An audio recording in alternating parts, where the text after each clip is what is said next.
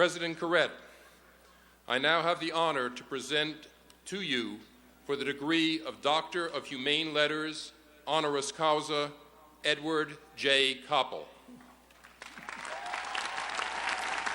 You came to television journalism at a point when its technology had attained unprecedented range and flexibility, and the national networks were at the zenith of their power and prestige.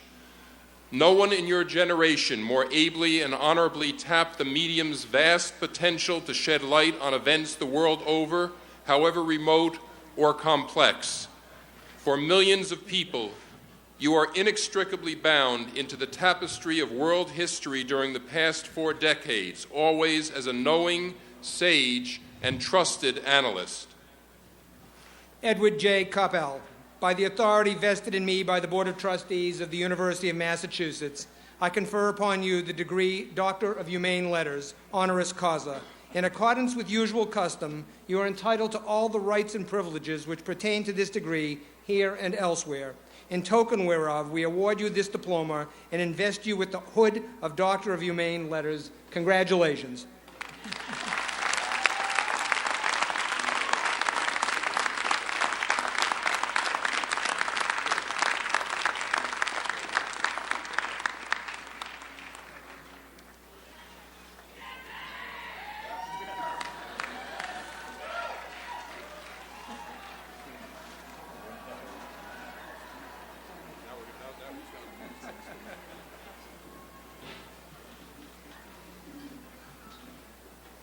Take a look around you. It is an amazing sight. But I want to extend my particular sympathies today to your friends and parents who are sitting in the eastern stands and frying to a crisp.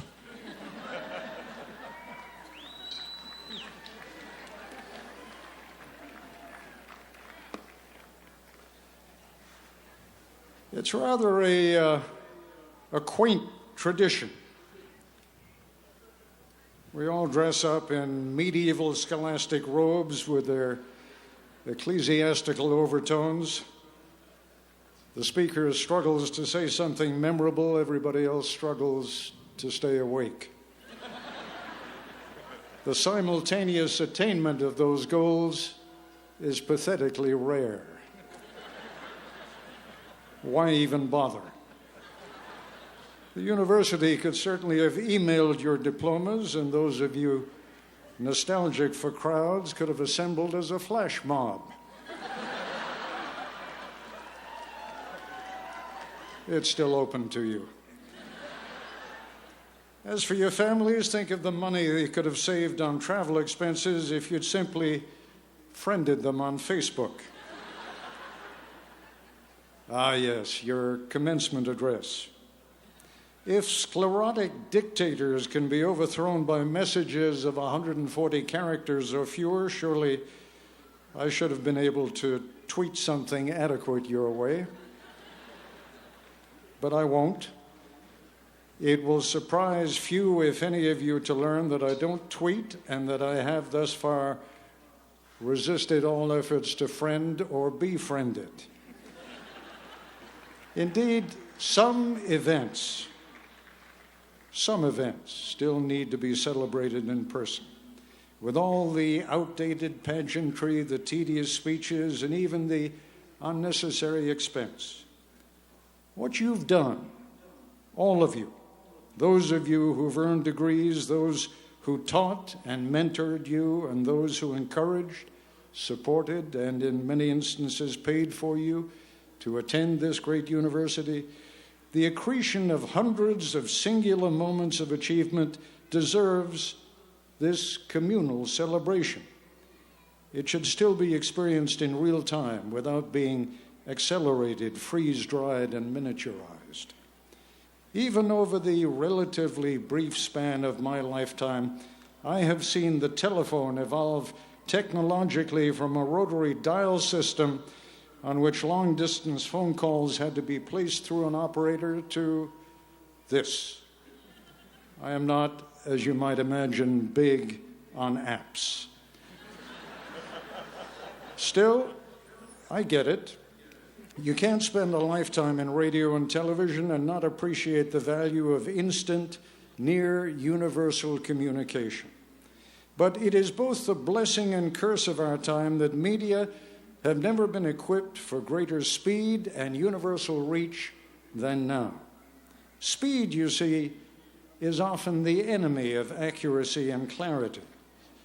I suppose what disturbs my 20th century ethos most is the noise, the sheer bulk of occasionally meaningful but mostly meaningless messages that constitute the lifeblood of these proliferating social media.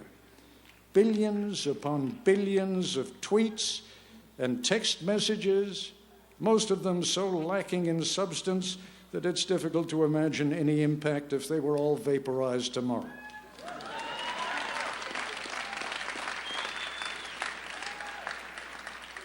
I appreciate you putting down your cell phones to applaud. Thank you. The new media, that's the name. Media is the game. The new media clearly enable information to be transmitted more widely and efficiently than ever before. But all media are either validated or trivialized by the content of the messages they convey. Media are, after all, only tools for conveying information. Whether or not a chimpanzee endlessly pounding on a typewriter will eventually produce Macbeth is beside the point. The typewriter doesn't care. Pen and paper are indifferent to the words that are inscribed by one on the other. Twitter is not capable of formulating an agenda. But here it is, the democratization of journalism. And somewhat belatedly, some of us are recalling that the Founding Fathers weren't all that enamored of pure democracy when they were crafting what would become our system of government. We would, after all, elect people to represent us in doing the nation's business. And then, of course, there was the judiciary and what came to be called the Fourth Estate, the press, checks and balances. Representational government, not democracy, for heaven's sake. The American public, it was feared, was too likely to be swayed by passions of the moment. And that, of course, was long before our time. When the American public is kept informed round the clock of the votes, sometimes even the intentions of their congressperson. Now we are exposed round the clock to a partisan harangue designed to inflame our pre-existing biases. Now the voters can instantly communicate their displeasure directly to the offices of their elected representatives. What would have been unimaginable in the 18th century has become commonplace in the 21st. More than ever before, we live today in a world of instant reaction, constant judgment, and corrosive partisanship.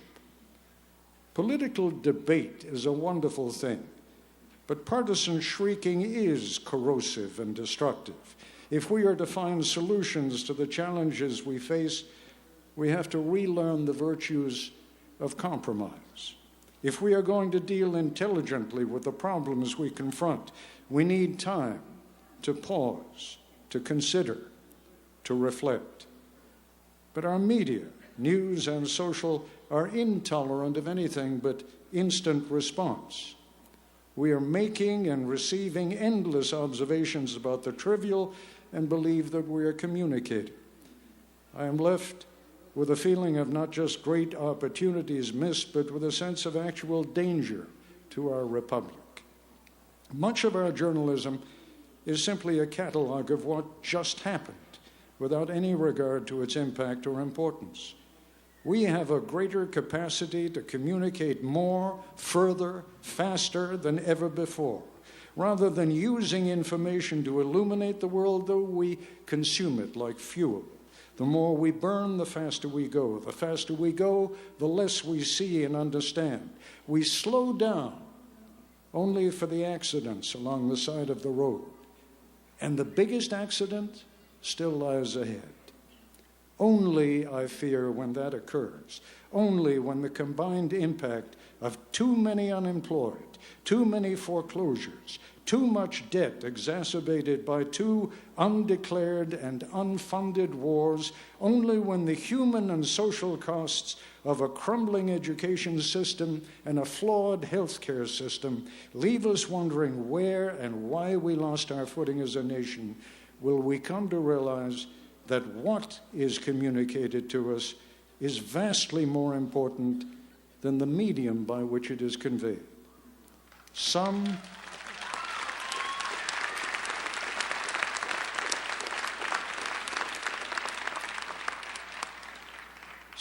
are already posing the question, but one day most Americans will point at us in the news media and say, "Why didn't you tell us? Why did you encourage all that bile and venom? Why did you feed us all that trivial crap when so many things were converging?" And no one will be happy with the answer, least of all those of us who offer it.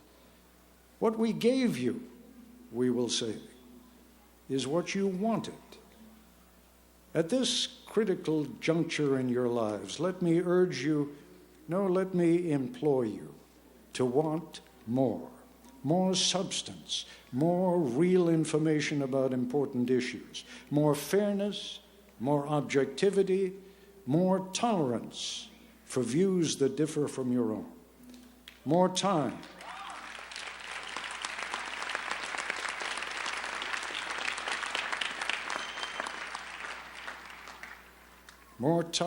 to reflect and consider, and above all, a greater understanding that these extraordinary instruments of communication are still just that, nothing more than that, merely tools. Like the paintbrush, the quill pen, the typewriter, they depend entirely on those who use them. You have a truly magical array of media at your disposal. Use them well. And let me leave you with what an old friend and mentor of mine used to say to me at times of particularly difficult challenge. And Lord knows you face that. Be great.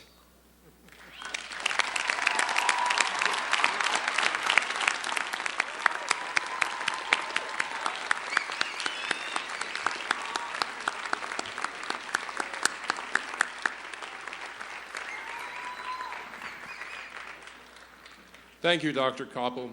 That was great.